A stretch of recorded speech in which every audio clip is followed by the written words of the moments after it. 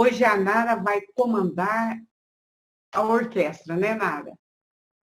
Pega a batuta e Qual que é a página, gente, que eu faltei? A página, vamos 96. Lá. Isso, 96. começando lá, o primeiro parágrafo. Por sua vez, o pai amoroso. Começa aí. Bom, então, vamos fazer um breve retrospecto. Quando a Joana afirma nesse item, né, do capítulo, da necessidade da integração entre a persona e a sombra. Então, aqui, a persona significando os papéis sociais, e a sombra, os conteúdos do inconsciente, que ela falou naquele pouquinho, né? Anterior. A aceitação consciente de si mesmo representa compreender seu lado sombra e aprender a lidar com ele sem constrangimento, sem vergonha. Nem vergonha, né? Sem constrangimento, nem vergonha. Estar aberto, sem violência, para lidar com os conflitos, equilibrando o nosso eu demoníaco e o eu angélico. Isso tudo a gente falou na outra semana. O filho mais moço da parábola, ao decidir retornar, ele expressa transformação do ego. E nesse movimento valoriza o lado bom, voltando para casa. E essa volta é uma atitude de definição, de responsabilidade. Quando ele se submete à mudança, ele consegue essa integração da sombra da integração com a sombra, fundindo os dois eus. Então, as experiências das reencarnações vão proporcionar essa estruturação complexa do self, através das conquistas culturais, da arte, né? As conquistas científicas, filosóficas, que são sempre descobertas do bem e do mal. Ela fala, né? Porque nós vamos aprendendo a distinguir o que é bom para nós e o que não é. Então, é uma integração mesmo com a sombra. Aí, hoje, ela começa falando assim, não precisa de eu ler, não, né? Eu vou seguindo aqui. Cada hora que eu vou falando... É você que manda. É um parágrafozinho. Como a maioria já leu, eu vou resumindo os parágrafos aqui, né? Então, ela começa falando que o pai amoroso, que recebeu o filho perdido, ela fala, quando constatando que o outro filho se recusava a entrar em casa, ela também o acolheu. Ela também acolheu o mais velho. Ele se recusava. Então, a menção que ela faz é para dizer que o pai se preocupa com ambos e que ambos são necessitados. Olha lá, ambos estavam perdidos também. Ele estava perdido também, necessitando ser encontrado. Esse é o primeiro parágrafo. Então, nesse processo de evolução, como ela fala aí na sequência, na vida da gente, nesse processo de evolução, gente, nessa busca da gente sair de si mesmo, todos nós necessitamos da presença do ser divino. Então, na verdade, é o... Que página que é mesmo, por gentileza? 96. Começa assim, ó. Por sua vez, o pai amoroso, na 96.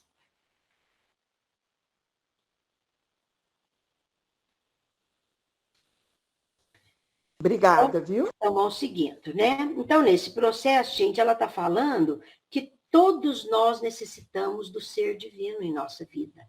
Também no sentido de, assim, que nós possuímos essa divindade no imo da nossa alma, que ela fala aqui, ó, necessitam da presença do ser divino que se possui no imo. Todos nós necessitamos nesse caminhar evolutivo. E Jesus, assim, o fez inúmeras vezes, né? Com esse propósito, ele veio. Jesus veio com esse projeto, resgatar as ovelhas desgarradas da sombra individual. Jesus veio nos propor a liberdade integral do espírito, né? E ela afirma, Joana, que a pior escravatura é a que procede dos instintos, impedindo a criatura a desenvolver o self. Então, quando ela fala que Jesus veio para libertar aquele povo, não era libertar do jugo romano, ele veio para libertar de si mesmo, daquilo que elas carregavam. Ela fala aqui, ó, sacrificou sua vida para resgatá-las da perdição. Quer dizer, a preocupação de Jesus era com cada um, com a nossa libertação individual, né? Aí fala, naquela Jerusalém que matava os profetas a fim de manter a sua corrupção. Então, ela fala assim, que eles queriam escravizar as pessoas, mas, na verdade, a pior escravatura é o que eles estavam fazendo, usando seus instintos para dominar, ensinar coisas erradas, né? Aí ela fala, porque eles agiam instintivamente, sem sem o sentimento que seria o propósito que Jesus veio mostrar, usar de sentimento para com as criaturas. Gente, vocês podem interromper a hora que quiser, viu? Eu estou falando porque o texto é grandão, e como a semana que vem eu não venho, eu gostaria de acabar hoje, mas assim, lógico que se não der, não tem nada, não. Aí ela fala, né, a Joana, sair de si mesmo é fruir por antecipação o retorno que se dará. Então, sair de si mesmo é uma antecipação que se dará da conquista realizada. Quando a gente começa essa busca, nós estamos antecipando esse estado de conquista, porque a gente já sente assim, sente bem, sente vontade de lutar, sente aquele impulso, estímulo, né, para essa conquista. E é o que aconteceu com Jesus. Ele crucificado, apesar de livre, né, porque ele já era perfeito, mas Jesus, ele vivia por antecipação tudo isso, porque ele já tinha a perfeição em si. Olha lá, o crucificado, mas livre, indesejado, no entanto, triunfante. Ele já fruía tudo isso, porque Jesus já tinha. Então, ela está nos convidando a tomar Jesus como exemplo, né? Para antecipar esse estado luminoso, a conquista do self para o espírito, já como, assim, um momento de antecipação dessa grande conquista que ele propõe para todos nós, né? Nara, Nara, só um pouquinho. Esse sair de si mesmo, então, na realidade, a gente buscar o nosso caminho da perfectibilidade.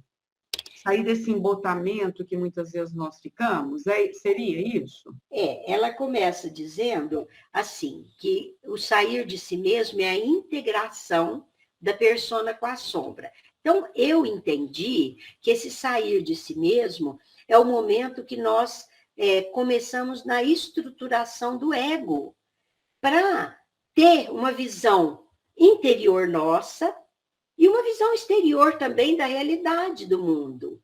Então, esse sair de si mesmo, bom, eu acho que é isso, né? Essa busca, eu acho que é essa busca, porque ela fala aqui, ó, no comecinho, saiu de si mesmo e foi em busca, mas ele se perdeu, o filho pródigo, né?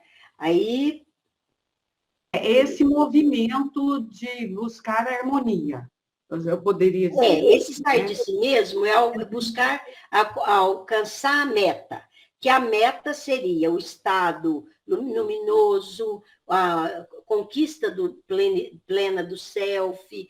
Eu entendi assim, mas não sei se alguém quer, assim, falar aí mais dessa... É a busca do herói, né? A sair de si mesmo é o herói que parte para a conquista. Para a conquista de quem? De si mesmo. Do cair em si. Né? Porque ele sai de si e, na volta, ele cai em si. Então, esse sair de si mesmo é a nossa busca. Porque se nós ficarmos presos, né, fixados nos instintos, nós não vamos partir para essa busca, enfrentar os desafios da vida com coragem, com aceitação. Então, é justamente essa busca aí, é a busca da verdade, né? O título do livro já é bem sugestivo, Em Busca da Verdade, é da verdade sobre nós mesmos, sem nos identificarmos com a nossa sombra negativa e sem nos identificarmos com a persona. Foi o que Jesus fez, Certinho. né? Ele esteve no mundo, não se identificou aqui com o mundo, né? E viveu a condição de filho pródigo do amor. Então, assim somos nós, os heróis, partindo para a busca da verdade sobre nós mesmos. Mas para isso nós temos que sair de nós mesmos para podermos cair em nós mesmos. Como se nós estivéssemos nos vendo do alto, de cima de uma cadeira, você estar acima de si mesmo, para você se ver, se enxergar como você é na realidade. Eu até entendo quando ela usa porque senão você não tem como mudar. Acho que quando ela usa essa figura, é como que uma análise, a gente fazer uma análise fria do que a gente é, olhar para dentro. Você sai de si mesmo, reconhece seus defeitos, suas dificuldades, até suas qualidades também. Então, aí à medida, esse sair de si mesmo, então, te dá a oportunidade de uma visão maior sobre si mesmo, né? E aí, nessa perspectiva, igual a Ana falou, você olhar de fora, você é capaz de uma análise mais, vamos dizer assim, coerente do que você é, e até equilibrando esses polos e estruturando o ego, que ela usa muito essa palavra, que não deixa de existir, mas você saber lidar com a sombra, saber utilizar esses recursos da psique de uma forma sábia, vamos dizer assim, né? Com sabedoria. Aí, quando ela fala de Jesus, que, olha lá, sair de si mesmo é fluir por antecipação, e ela dá o exemplo de Jesus, nesse outro parágrafo, ela põe, considerando que as parábolas da esperança, tal, pode-se ver Jesus na condição de filho pródigo do amor. É muito bonita essa comparação. Então, Jesus não precisava, como filho pródigo, de retomar nada. Ele era puro, mas ele veio, assim, sair de si mesmo para oferecer a todos a sua proposta de amor, que era uma proposta de libertação da criatura. Aí, já aqui na página 97, ela fala que ela usa uma outra metáfora da parábola, né? Ao contrário, afastou-se do reino, veio ao país longínquo para desperdiçar seus tesouros com ladrões e meretrizes. Isso sem se contaminar com suas misérias, e porque eram muitos os necessitados. Então, aqui ela está ainda falando de Jesus, né? Afastou-se do reino onde ele estava, de Deus, nos lugares da beatitude, né? Vamos dizer, da pureza e tudo, e veio desperdiçar, num sentido aí metafórico, os seus tesouros com as meretrizes e ladrões. Então, foi o que Jesus fez. Ela faz uma metáfora ao contrário, né? Ele veio trazer tudo isso e não se contaminou com as misérias humanas. E, como eram muitos os necessitados, ele entregou tudo o que possuía, porque ele viu que a fome de amor, a misericórdia, a necessidade de solidariedade abatia sobre aquele país. Então, ela usa uma outra figura neste parágrafo, né? Que Jesus se afastou e veio desperdiçar seus bens. E ele veio oferecer para nós tudo o que ele tinha para que nós compreendêssemos, né? Nós estávamos famintos de misericórdia, compaixão, solidariedade. e ele veio se entregar em totum, quer dizer, veio se entregar completamente, totalmente, a partir do Sermão da Montanha, quando ele faz aquela pregação e deixa ali para nós o roteiro de felicidade para todas as criaturas, por isso que é chamado as bem-aventuranças, né? Que é a bem-aventurança, felicidade, coisa boa, boas novas, né? Então, e ele... Nara, Oi. só uma partezinho aqui. Aquele livro que eu já recomendei para vocês, O Cavaleiro Preso na Armadura, ele mostra direitinho como é essa condição de estarmos aprisionados ao ego, certo? Como é que nós nos tornamos prisioneiros do ego? É o cavaleiro preso na armadura. Ele ficou tão preso no ego, né? Ficou tão preso na sua armadura que ele já não era mais ele. Ele era a armadura. Então é muito interessante que vocês leiam esse livro. Eu li, Ana, depois que você falou, eu li esse livro. Entendeu? Uhum. Você gostou? Gostei muito. Então, mostra direitinho que é estar prisioneiro do ego, o que é estar preso na armadura do ego, né? E, consequentemente, dos instintos e da sombra negativa. Aí ela continua, né, que apesar de Jesus ter feito essa doação máxima, ela começa, apesar dessa doação máxima de amor, Jesus foi desprezado pelos habitantes daquele país e ele ficou com a ralé. Quando ela usa isso, ela está representando, ali representada pelos suínos, porque na parábola fala, né, que ele ficava trabalhando com porcos.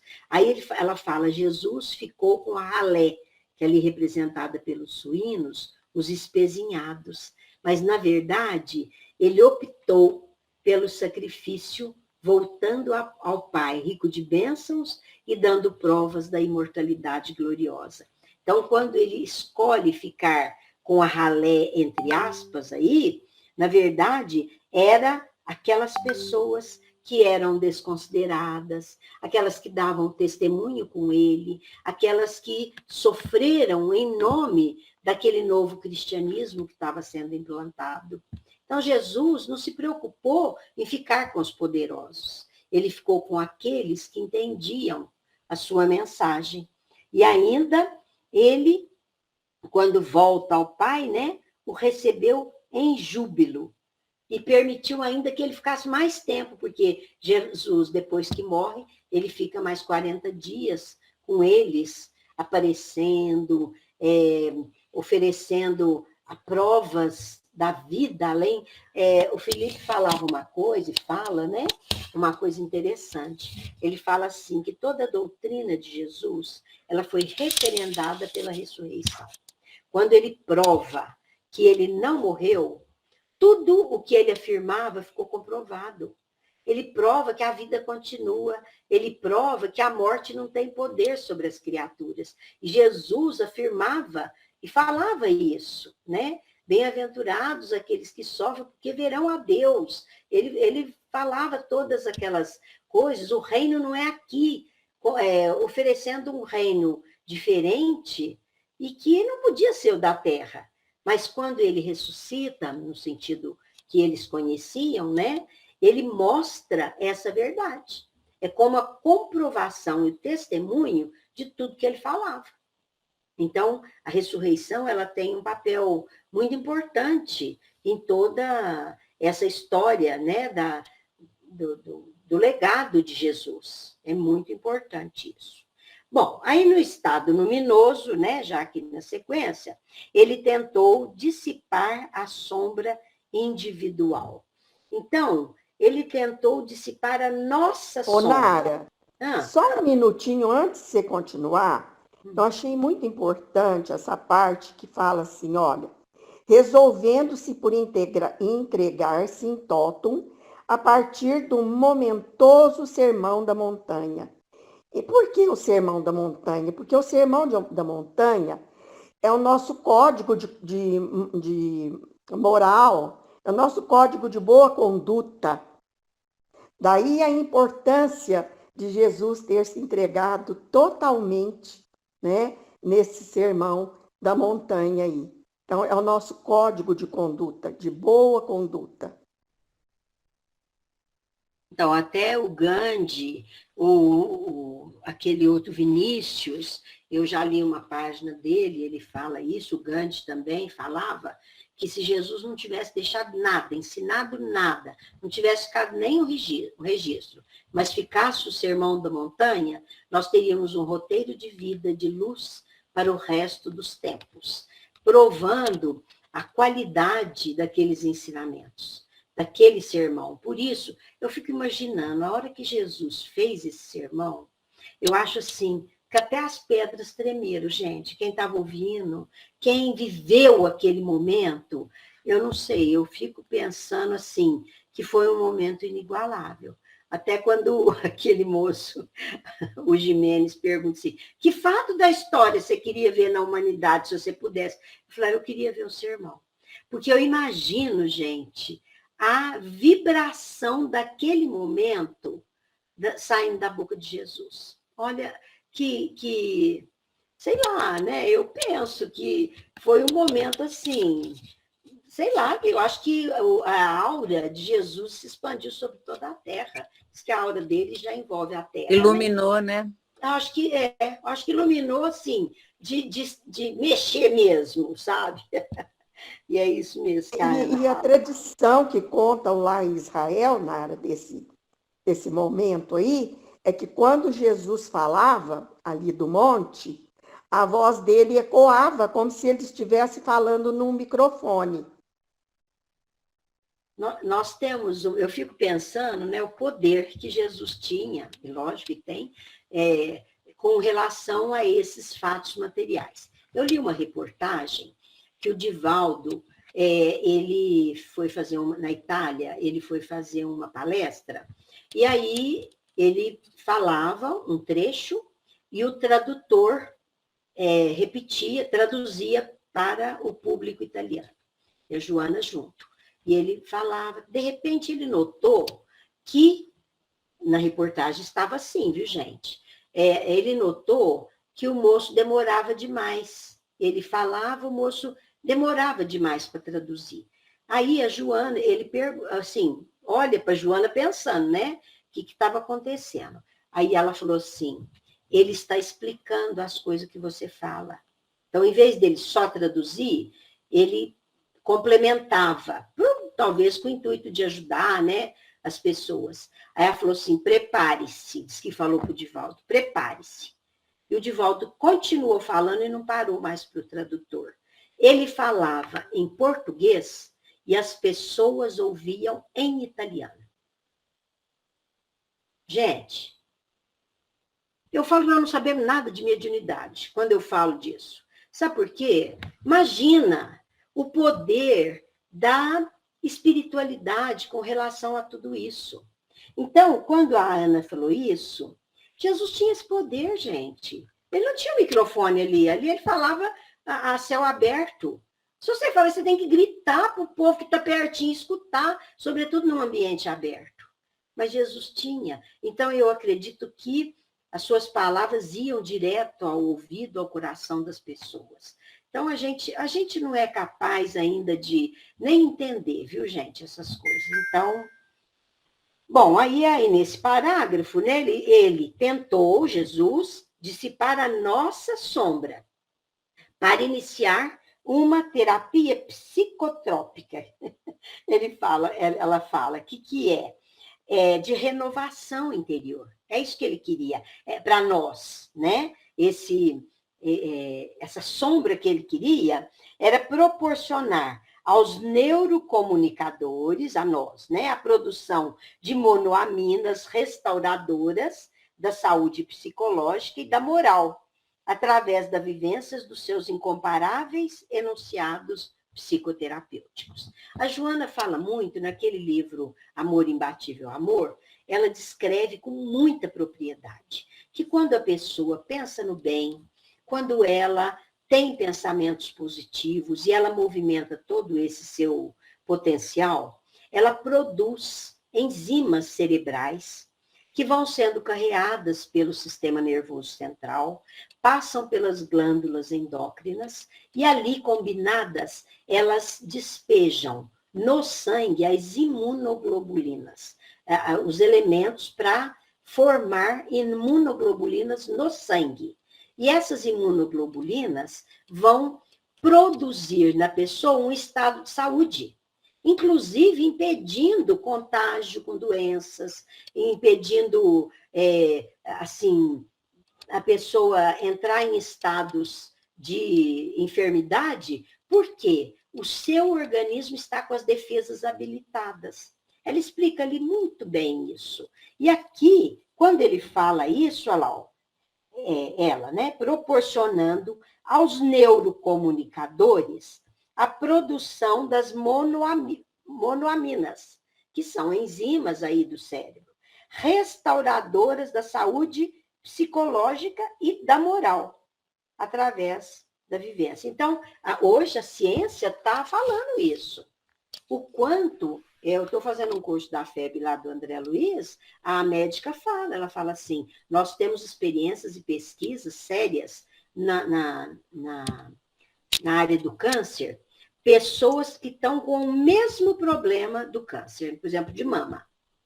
Aquela que é otimista e fala, não, eu vou vencer e tal, e aceita o medicamento tal, o medicamento tem um efeito nela diferente do que aquela outra que fica assim, não vai, não, eu sei que eu vou morrer, nada vai dar certo para mim, isso aí é uma faca de dois gumes, e ela falou assim, quando faz o outro exame, depois de um tempo de medicamento, aquela que tem essa postura, os efeitos, gente, são muito diferentes, e são pesquisas científicas que estão sendo feitas. Então, acho que é isso que ela quis dizer aqui, que Jesus queria proporcionar isso para nós. Tem uma médica americana, ela chama Candace Pert. Ela fez uma pesquisa que ela denominou de moléculas da emoção. Então, ela fala que quando nós temos pensamentos negativos, essas moléculas disparam feito dardos envenenados no nosso organismo. E nós temos lá alguns segundos, né? Ou algumas horas, ela cita até horas, para a gente mudar. Se você repetir o mesmo pensamento dali a, por exemplo, 2 horas, você tem mais 2 de baixa imunidade. Sua imunidade vai baixando. Então, é um estudo muito interessante dessa médica chamada Candace Pert. Hoje nós temos muitos estudos nessa área, na área da oração, na área da assistência que fazem nos hospitais, pessoas orando para os outros. Tem pesquisas muitas nesse sentido. E nós estamos bem avançados nisso, né? Nesse campo. E é o que a Joana já falava e que Kardec também deixou para nós. Bom, seguindo aqui no finzinho, herdeiro de si mesmo, o ser humano é a soma de suas experiências, de suas próprias experiências e de sua própria evolução. Por quê? Ninguém evolui por nós. Nós é que construímos a nossa evolução, nós que vamos desenvolvendo nossos valores. Então, o que constitui nessa etapa de crescimento um desafio, né? Numa outra etapa, nós vamos estar mais preparados.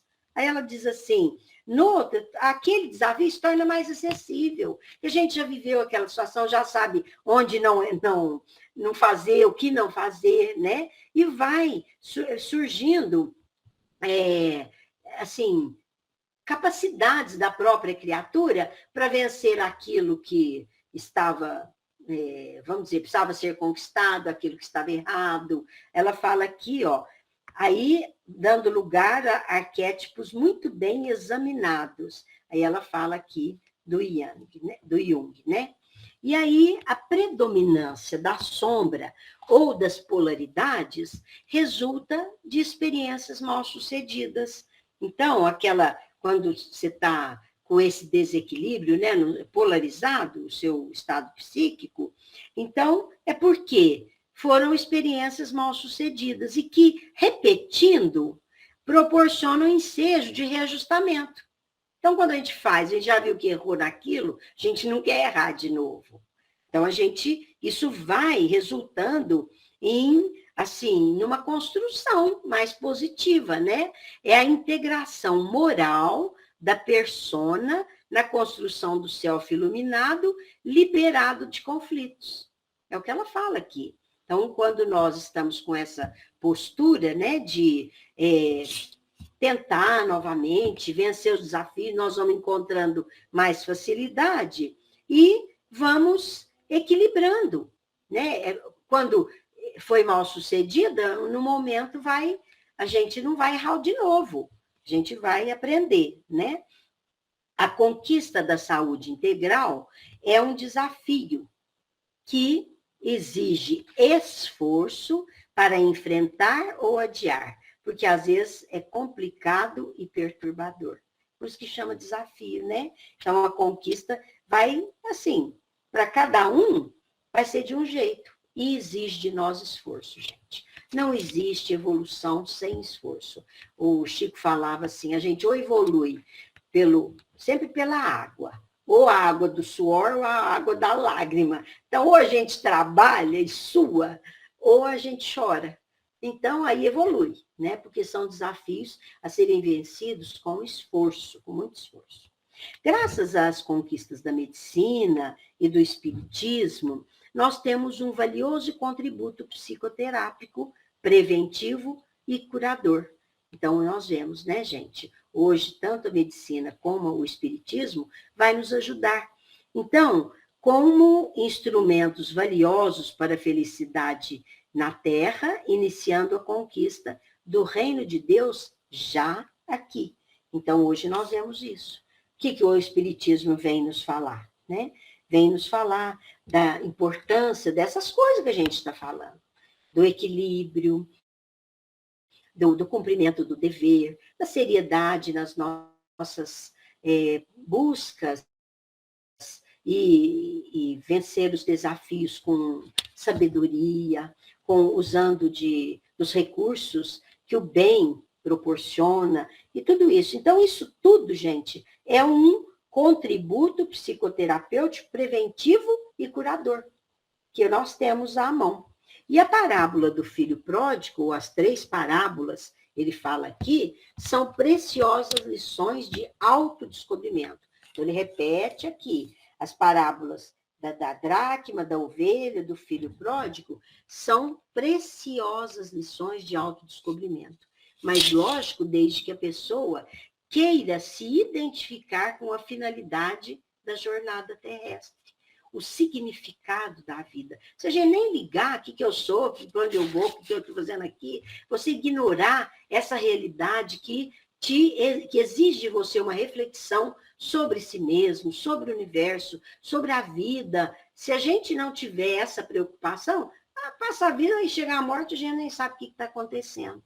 Mas, desde que a pessoa queira se identificar com a finalidade dessa jornada terrestre, quer dizer, do significado da vida, que vai fazê-la superar o vazio existencial, através de objetivos dinâmicos e seguros, ela vai encontrar a completude emocional e espiritual. Porque ela vai encontrar respostas, a criatura que quer. Então, ela fala que essas 3 parábolas são parábolas, lições de autodescobrimento. Porque a pessoa pode comparar com a sua própria vida, ver o que faz, o que está acontecendo, porquê, né, dos conflitos que vivemos, porquê das dificuldades que temos. E aí, vamos ver, Marlene, ela vai falar mais aqui. Cumpre-lhe, por consequência, vigiar as subpersonalidades comprometidas. Então,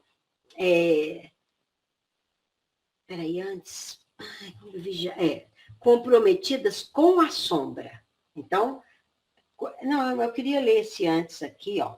Sair de si mesmo de maneira objetiva, Marlene, quando ela fala aqui, a fim de ajudar os que se encontram na retaguarda, é a imagem do Pai misericordioso recebendo o filho pródigo de volta à casa. Tá vendo que ela usa aí Mais uma figura do sair de si mesmo. É a hora que você doa-se, que você se doa, vamos dizer, né? E é o que o pai fez com o filho, com ambos os filhos.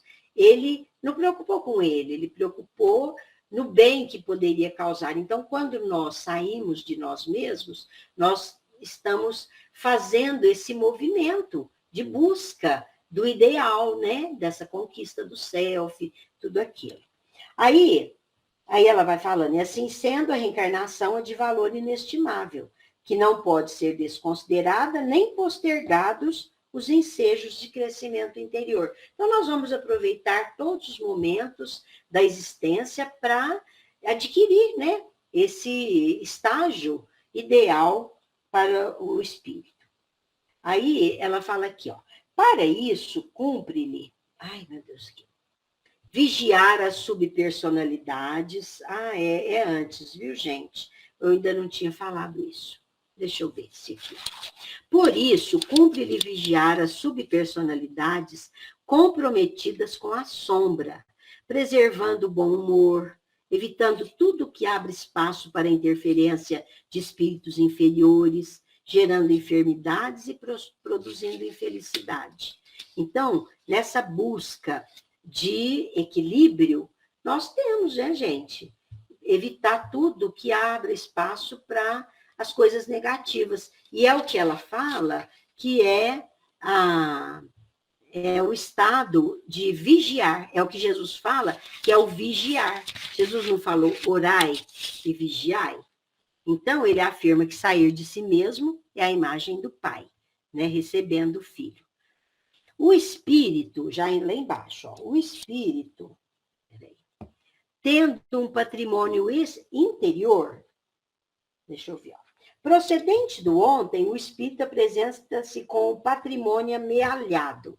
Então, o espírito tendo um patrimônio interior, a hora que nós encarnamos, nós trazemos, ou no estágio que estamos hoje, nós já trazemos inúmeras experiências que estão registradas aqui, no nosso interior, que sejam mal sucedidas, né, de erros, de atitudes inadequadas, mas nós temos conquistas também, de aprendizado, de crescimento, de burilamento espiritual. Então, procedente do ontem, o espírito apresenta-se com o patrimônio amealhado, e vai construir o porvir. Então, como que ele vai construir esse porvir? Ele reencarna para, através do seu esforço, alcançar o estado luminoso, que deve ser a sua meta, né? Então, isso vai ser a meta essencial do espírito. Mesmo tendo muitas experiências, ele está disposto a alcançar esse estado, né? O seu esforço em favor deve constituir-lhe meta essencial. Por isso que fala, gente, não tem jeito de evoluir sem esforçar, sem dedicar, sem oferecer essa cota, né, de dedicação mesmo e perseverança que o espírito deve realizar. Para essa conquista, não é preciso nenhuma façanha paranormal, anímica ou mediúnica, mas simplesmente autoconhecimento. Olha que interessante. E transformações emocionais. E eu diria, transformações dos nossos sentimentos. Então, ele também, ao mesmo tempo que ele fala assim, que exige esforço, mas não precisa nada, assim, estratosférico, ou não sei o quê, né? Nada aí exagerado para conquistar isso. Basta o autoconhecimento e a transformação do sentimento. E aí, só isso aí já é muito, né, gente? Para nós. Fala, não precisa muito, é só o autoconhecimento e a transformação. E o duro é chegar nesse autoconhecimento, né, Nara? Então, mas nós estamos aqui... Nós estamos lutando ainda. Ela está dizendo assim, que não é nenhuma façanha, que ninguém consegue, basta a gente querer buscar esse E eu penso, Marlene, assim, nós que já estamos tendo a oportunidade de ler sobre isso, de meditar, refletir sobre isso, de conhecer muitas coisas que a gente não sabe nada, mas conhecer muitos itens referentes a isso, nós estamos muito bem, viu, gente? Que bom que a gente pode, assim, utilizar, né, gente, desses recursos, enquanto tantos estão aí, ó, viu, gente? Vamos falar a verdade. Tem gente que está aí muito longe, pior que nós. A gente não está muito bom, não, mas tem uns que não reflete sobre essas realidades. A gente vê, né?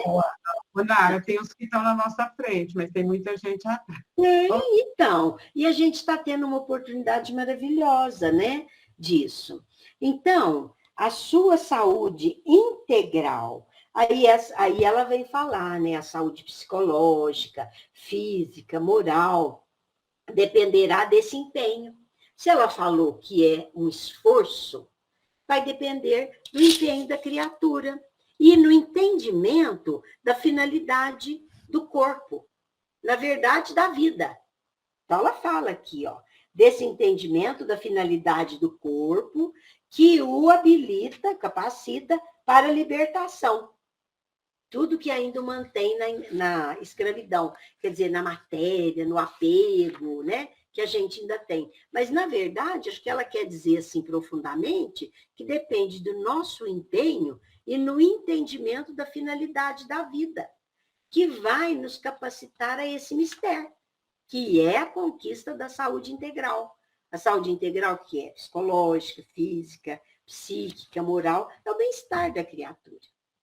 Aí, na última página, ela fala, vez por outra, aí eu vou ler, porque é bonito demais, né? A gente vai comentando. Vez por outra se sentirá a criatura impulsionada a sair da casa paterna e o fará, desde que de maneira sábia, investindo os valores que lhe são concedidos no crescimento interno, onde quer que se encontre, antevendo a possibilidade de retornar em situação saudável, sem o desgaste nem a miséria assinalados no fracasso do filho pródigo. Então, ela fala assim que não tem nada de errado nós queremos buscar outras coisas, outros conhecimentos, nos aventurar em novas conquistas, em novas aventuras, fazermos escolhas que nós julgamos que vão ser positivas para o nosso aprendizado. Isso não é errado, está tudo certo.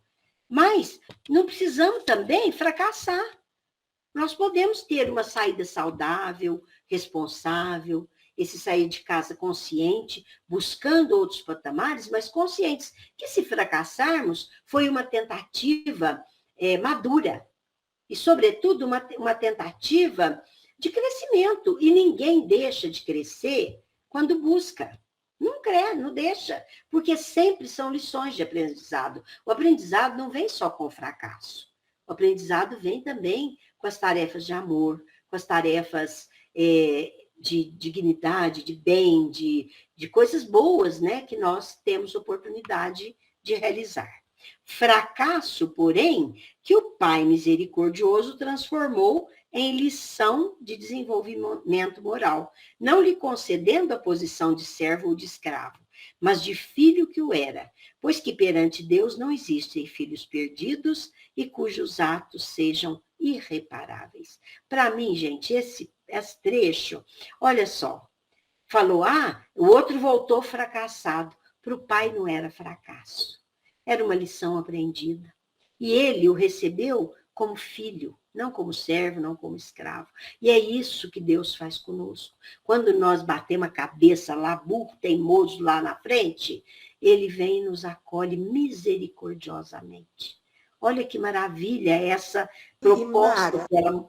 Nara, o importante é a maneira como ele nos acolhe amorosamente, né? Através da reencarnação, nos dando essa oportunidade de continuarmos, de prosseguirmos evoluindo, fazendo nossas conquistas através dos nossos esforços do dia a dia.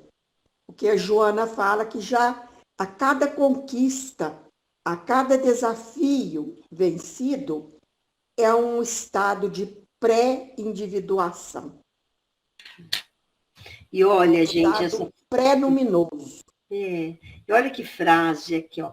Perante Deus não existem filhos perdidos e cujos atos sejam irreparáveis. Então, é o que a Ana falou. A hora que você chega, fez tudo errado, mas você chega, você não é perdido. você vai recomeçar. Não existe nada irreparável no mundo. Não existe nada que não tem conserto. Para Deus, a oportunidade será sempre, né, seguidamente oferecida a nós. Desse modo, a evolução do ser, sua felicidade e harmonia dependem exclusivamente dele mesmo, contando com a misericórdia, a bonança do amor, sempre responsável pela concessão da plenitude. Então, depende de nós, mas nós temos tanta ajuda do Pai que nós nem merecemos, eu acho, viu? Nossa Senhora, acho que a gente precisa de uns coques, porque Merece, nós somos filhos de Deus, merece sim, Maria. é isso que ela fala aqui, ó. Contando sempre com a misericórdia e bonança do amor, né? E aquele amor que nos concedeu tudo isso, na concessão da plenitude. Quer dizer, para a gente atingir esse estado assim superior de elevação, de perfeição, vai depender só de nós, né? Ninguém vai caminhar por nós, mas sempre podendo contar. Eu acho que isso é tão bom, sabe? Porque tem hora que as coisas ficam tão feias pro lado da gente, que a gente fala assim, ai, Senhor, eu não vou mais pensar nisso. Então, o senhor resolve, por favor. O que o senhor fizer tá bom. A gente fala, não fala? Isso é descarregar. Ai, alivia. Aí fala, não, o que Deus fizer tá bom. E ele sempre faz bem, né? Lógico. E aí, terminando, quando os indivíduos se apercebem das vantagens do amor a si mesmo, ao seu próximo, como consequência, e por fim a Deus, tudo se lhe modificará durante o périplo orgânico, a viagem, né, que vamos fazer, pois que esse tropismo superior alça-lo-á ao estágio de individuação. Então, quando a gente compreender, né, gente, que é o amor, a base da vida, a base do crescimento, da evolução, a gente vai estar em equilíbrio e vamos conseguir esse estado de individuação. Olha que beleza. E é isso, gente. Não deixei ninguém falar, eu sou assim. Eu não deixo ninguém falar. Mas vocês podiam ter interrompido, viu, gente? Mais do que eu interrompi? Pode interromper aí, gente. Acabou, é até aí que eu fiz. Agora vocês podem... Gente, eu queria mais só para fechar, porque eu fiquei em dúvida aqui, e eu estou meio perdida. Qual que é a diferença de estado luminoso e de estágio de individuação? Quem pode me explicar? A diferença... A Ana vai explicar, eu acho que é a mesma coisa, mas deixa a Ana explicar.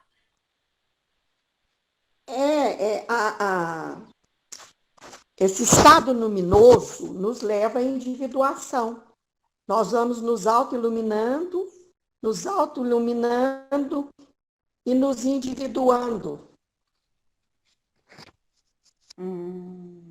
Certo? Então, é uma consequência. A individuação, Ana, então, é a consequência desse trabalho, dessa luta para a aquisição do estado luminoso. Isso. É isso? Não, o estado luminoso é que nos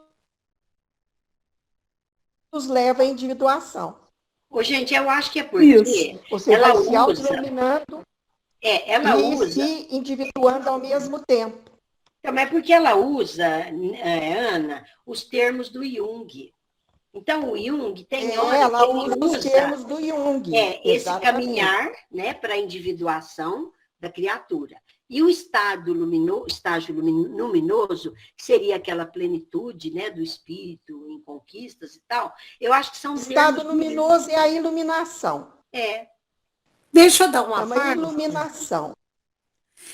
Eu acho Jung é a iluminação. Deixa minha prima falar, que ela está quietinha, faz 2 anos. Por favor. Logo no início, ela fala que a sombra e o self formam uma dualidade. Então, quando você fala em individuação, é quando você acerta essa sombra e a persona. A persona é a parte nossa que nós aceitamos. E a sombra é aquela parte que a gente rejeita.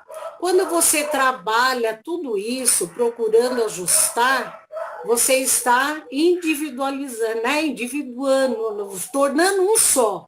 Você não é mais duplo, você é um só. E aí você atinge o estado luminoso. Eu entendo assim. Você é uno, né? Você deixa essas polaridades, você integra, você faz a integração, né? Um vai diluindo o outro, a sua luz vai diluindo a sua sombra negativa, porque aqui no caso, Joana está tratando da sombra negativa, ela não está falando da sombra, sim, de modo geral, né? Ela está falando da integração persona-sombra. Mas, para fazer essa integração, há necessidade de acessar a sombra positiva também. Porque sombra é tudo aquilo que nós desconhecemos, né? Para Jung e para Joana, é tudo aquilo que nós desconhecemos sobre nós mesmos. Não importa que seja nosso lado negativo ou o nosso lado positivo. Ou seja, as sementes que nós temos que cultivar, né, as nossas potencialidades que nós temos que desenvolver e aqueles vícios morais que nós temos que combater, certo? Que nós precisamos diluir. Então, esse conflito todo entre persona, sombra, entre ego, self, é tudo de ordem moral. São conflitos de ordem moral. E é isso que nós temos que transformar, a nossa moral. E Jesus, ali no Sermão do Monte, dá todas as regras de boa conduta que nós temos que seguir. Por isso então, que essa explicação da Ideli, eu também assim gostei muito, que ficou bem didática, eu entendo. Então, quando você está nas polaridades, você está em desequilíbrio. Aí, quando você equilibra e torna-se uma coisa, porque a palavra individuação parece que é uma coisa só, né? Único, uno.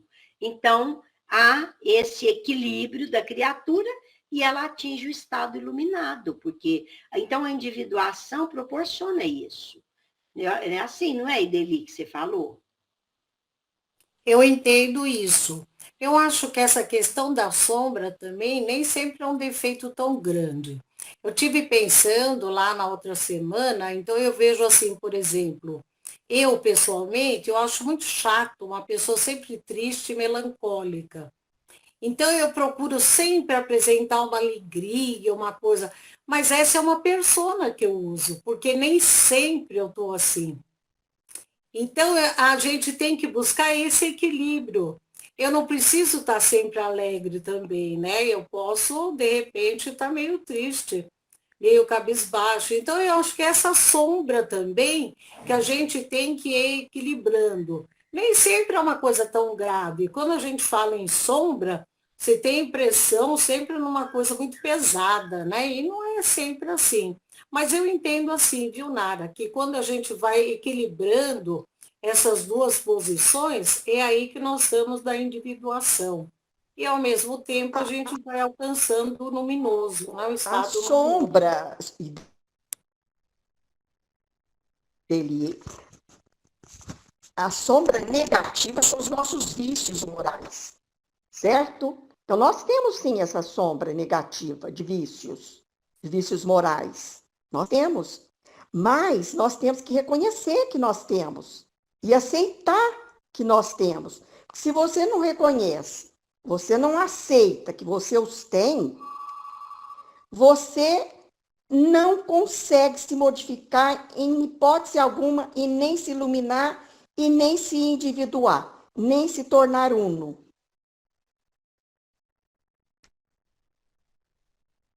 Eu só queria colocar mais uma coisinha, quando a Nara falou, como eu queria estar lá na época que Jesus falou tudo isso. Eu acho que nós estávamos, mas nós não tínhamos a compreensão que temos hoje, e muitas vezes até atiramos pedra na cruz, não é mesmo? Estava jogando pedra, Ideli. Eu acho que sim. Aí, com o tempo, é lógico, você vê quanto tempo para a gente se desenvolver. E hoje em dia, dá graças a Deus de não ver Jesus falando, mas sentir aquela energia, né? De quando ele falou. Quer dizer, a gente já melhorou, é o que a Nara falou, né? Tem muita gente na frente, mas tem muita gente atrás. Vamos caminhando, né?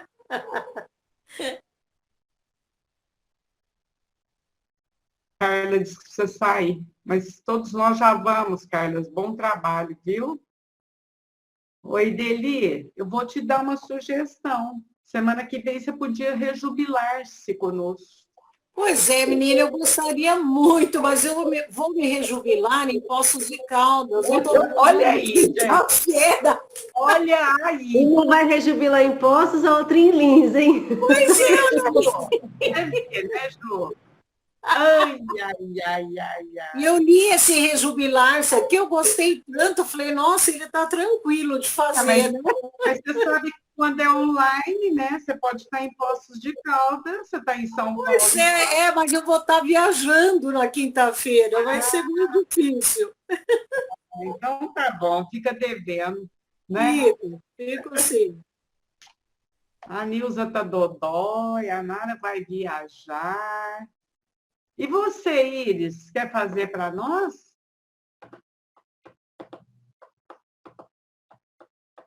Silêncio, hein, Iris? Será que até lá... Para mim ainda está um pouquinho difícil, mas até lá a Nilza já sarou a dengue rapidinho. Não é rapidinho não, tadinha. Demora umas 3 semanas. Não vai isso tudo não. Marlene, eu faço. Até lá já estarei muito bem. Mas eu e a Gleide. Topa, Gleide. Vamos estudar, porque eu ainda estou em dúvida em um monte de coisa, preciso reforçar. Ô, Gleide, vamos estudar. Bom, mas já esclareceu muito. Todas essas explicações da Nara, da Ana aí e da Ideli, nossa, já clareou muita coisa, porque eu estava meio perdida no luminoso e na individuação. Eu falava, gente, que processos são esses? Que diferença é essa? Que nomes? Mas já foi clareando muito. Vamos estudar, Ana. Rejubilar-se. Isso.